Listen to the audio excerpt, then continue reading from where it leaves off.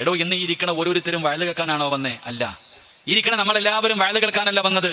ഈ മജ്‌ലിസിലിരിക്കുന്ന ഓരോ മനുഷ്യനും പറയാൻ നൂറുകണക്കിന് പ്രയാസങ്ങളുണ്ട്, നൂറുകണക്കിന് പ്രയാസങ്ങൾ. ചിരിക്കുന്നുണ്ടെങ്കിലും ഹൃദയത്തിന്റെ അകത്തുള്ള വേദനയെക്കുറിച്ച് നമ്മൾ പുറത്തു പറയുന്നില്ല.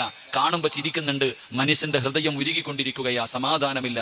ഇന്ന് ലോകത്ത് കിട്ടാത്ത ഒരു കിട്ടാക്കനിയാണ് സമാധാനം. അള്ളാഹു നമുക്ക് ഈമാൻ നൽകുമാറാകട്ടെ. അള്ളാഹു സമാധാനം നൽകി അനുഗ്രഹിക്കുമാറാകട്ടെ. ലോകം തിരയുന്നത് സമാധാനം എവിടെ നിന്ന് കിട്ടുമെന്ന.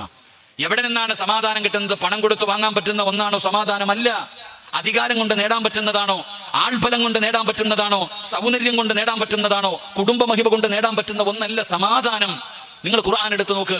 അള്ളാഹുവിന്റെ പരിശുദ്ധമായ ഖുർആൻ പഠിപ്പിക്കുന്നുണ്ട് സമാധാനം കിട്ടാനുള്ള വഴി. അള്ളാഹുവിന്റെ ഖുർആൻ പറഞ്ഞു, നിങ്ങൾക്ക് ഓരോരുത്തർക്കും മനോഹരമായ വീടുകളാണ് റോഡിന്റെ രണ്ടു ഭാഗത്തും. ഈ കാണുന്ന നിങ്ങളുടെ ഈ ചെറിയ നാട്, റോഡിലൂടെ വരുമ്പോൾ രണ്ടു ഭാഗത്തും ലക്ഷങ്ങൾ ചെലവഴിച്ചു പണിത വീടുകൾ.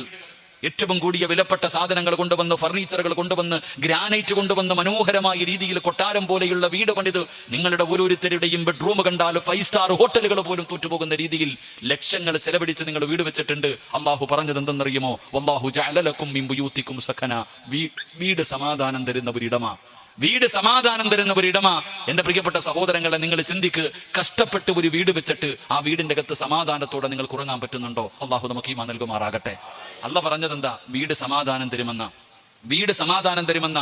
ഊട്ടിയാണെങ്കിലും കൊടൈക്കനാലാണെങ്കിലും എവിടെ കറങ്ങാൻ പോയാലും എവിടെ പോയാലും നമ്മൾ എന്തു പറയും? പടച്ചവനെ, വീട്ടിലൊന്ന് തിരിച്ചെത്തിയിരുന്നെങ്കിൽ സന്തോഷമായേനെ. നമ്മൾ എവിടെ പോയാലും അവസാനം എന്ത് പറയും? നമ്മുടെ വീട്ടിലൊന്ന് തിരിച്ചു വന്നിരുന്നെങ്കിൽ നമുക്കൊരു സന്തോഷം, ഒരു സമാധാനം. അപ്പൊ ഖുർആൻ പറഞ്ഞു, വീട് സമാധാനം തരുന്ന ഇടമ. കിട്ടുന്നുണ്ടോ ഇല്ലേ? നിങ്ങൾ ആലോചിക്ക്. അള്ളാഹു ഈമാൻ നൽകുമാറാകട്ടെ. 2 ഖുർആൻ പറഞ്ഞു, വിവാഹം കഴിച്ചാൽ സമാധാനം കിട്ടും. അള്ളാഹു നൽകി അനുഗ്രഹിക്കുമാറാകട്ടെ. ഉണ്ടോ?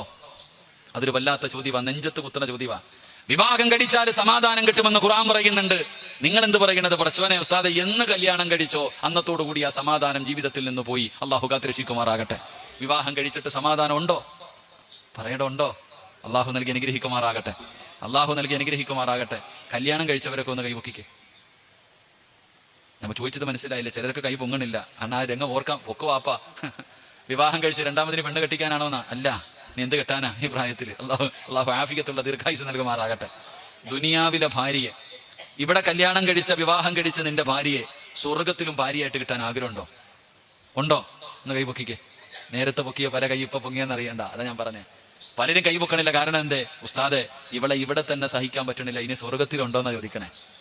സ്റ്റേജിലിരുന്ന് ആരും പൊക്കിയില്ലേ? ലൈവ് കണ്ടുകൊണ്ടിരിക്കുന്നുണ്ട്. വീട്ടിൽ പോകുമ്പോൾ ചോദിക്കും, എന്തേ പൊക്കാൻ? ഞാൻ അള്ളാഹു തങ്ങളെ വിട്ട അള്ളാഹു ആഫിയത്തുള്ള ദീർഘായുസ് കൊടുക്കുമാറാകട്ടെ. അപ്പൊ 2 ഞാൻ എന്താ പറഞ്ഞ, കല്യാണം കഴിച്ച സമാധാനം കിട്ടും. ഉണ്ടോ? അള്ളാഹു നമുക്ക് ഈമാൻ തരുമാറാകട്ടെ. 3 ഖുർആൻ പറയുകയാ,